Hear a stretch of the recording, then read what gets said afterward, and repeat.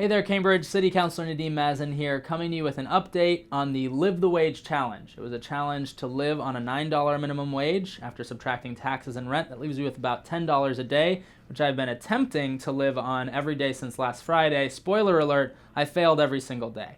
Not by a lot, but there's things you just can't do when you're living the wage. I had an event in Everett I was late for.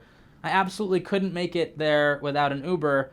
Like $15. I started my Friday failing the Live the Wage Challenge because I forgot you can't transit anywhere out of town unless you own a car. I don't own a car, and so I'm stuck if I'm living the minimum wage, the current minimum wage.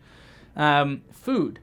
In order to actually purchase, in my case, 2 square meals a day, I was eating really unhealthy food. I was going to the Obo Pan half price on sweets after 8 p.m. thing every night and eating a dinner of cookies for $3 so that I could have a lunch that was healthy for $7. That's 2 meals. That's my $10 every day. If I wanted to transit, if I wanted to eat something healthy, I was losing, and I was often losing involuntarily, which is why I think this country has so much of a debt crisis. You just can't live the wage in most of this country, even if you want to and even if you have to.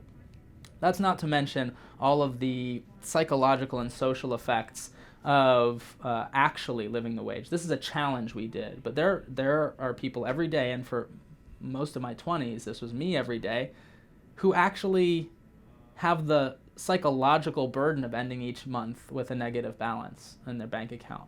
That's something we can't emulate in the challenge. The most disturbing thing for our economy, not for just for people living the wage, but for our economy, I regularly patronize local businesses. And when I was doing the Live the Wage Challenge, I regularly walked into shops intending to buy something at Artisan Craftsman, at Clover, at Life Alive, at places where I should be able to afford a meal or afford a pen.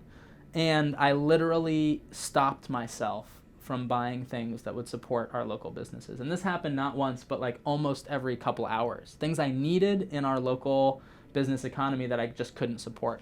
That's, not to mention charitable giving. That's not to mention social giving. That's not to mention chipping in my part for group social events or for a dinner with friends. These are normal things that relate to our quality of life and our impact on the local community, the local nonprofit sector, and our local business community. Raising the minimum wage to $15 is not only a no-brainer for wage justice and for each individual's quality of life, but it's absolutely the only way to keep growing our economy dynamically on the local level. So I hope that you'll all reflect back on this video with your experiences living the wage, whether you live the wage every day or whether you lived the wage this week as a challenge with us. And I hope you absolutely make sure to come this Tuesday, September 8th, to City Hall at 6 p.m. for a committee meeting on the minimum wage and whether we can and how we can change it to $15 an hour in the city of Cambridge. That date again is Tuesday, September 8th, 6 p.m. at City Hall, Cambridge, 795 Mass Ave. I hope you'll email me at nmazin@cambridgema.gov or nadeem@votenadeem.com with your reflections and ideas. See you this Tuesday, September 8th, 6 p.m., City Hall.